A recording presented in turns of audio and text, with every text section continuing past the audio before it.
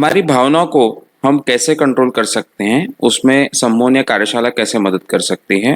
आनंद हुलगेरी इनका सवाल है। हमारी भावनाओं को हम कैसे कंट्रोल कर सकते हैं? भावनाओं को अपने कब्जे में करना हमारे हाथ में है। बचपन से हमको सिखाया जाता है कि भावनाएं नेचुरल है, उस पर आपका कंट्रोल नहीं हो सकता है, इसलिए हम भावनाओं में बह जाते हैं। लेकिन हमारी सभी प्रकार की भावनाएं ये कल्टीवेटेड है, प्रोग्राम्ड है, हमने निर्माण की हुई है। नेचुरल भावनाएं हमारी बहुत कम बची है, नहीं के बराबर है। उसके बेसिक्स नेचुरल है।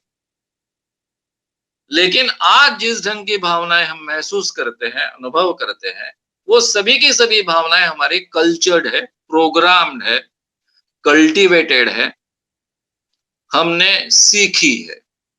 ये हमारी नेचुरल प्राणी जगत की जो भावनाएं होती है उस ढंग की नहीं होती है। उसका बेस वही है, लेकिन वो उस ढंग की नहीं होती। इसलिए इन सभी भावनाओं को बहुत अच्छे ढंग से हम कंट्रोल कर सकते हैं।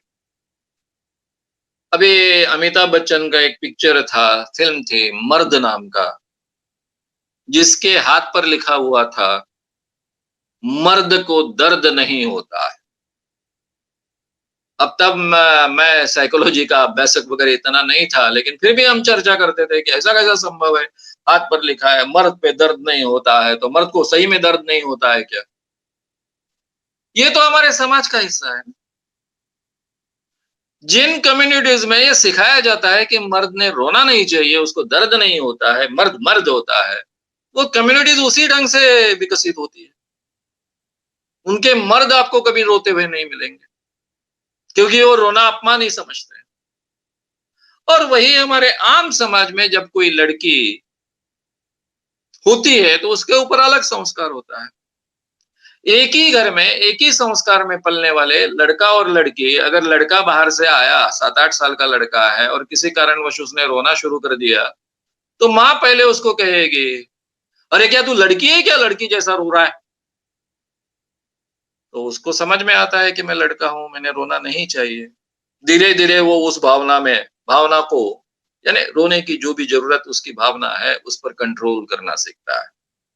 घर की बहन दूसरा सीखती है, छोटी छोटी चीजों में रोना चाहिए, उन भावनाओं को ज्यादा महत्व देना चाहिए, ये सीखती है, क्योंकि लड़की हूं तो मुझे तो बार बार रोना पड़ेगा ना।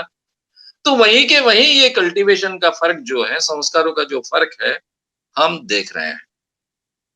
तो मित्रों, हमारी सभी भावनाएं बहुत अच्छे ढंग से कंट्रोल कर सकते हैं, उनको चैनलाइज कर सकते हैं, उनको कंट्रोल के साथ में विकसित भी कर सकते हैं, उन्नयित भी कर सकते हैं।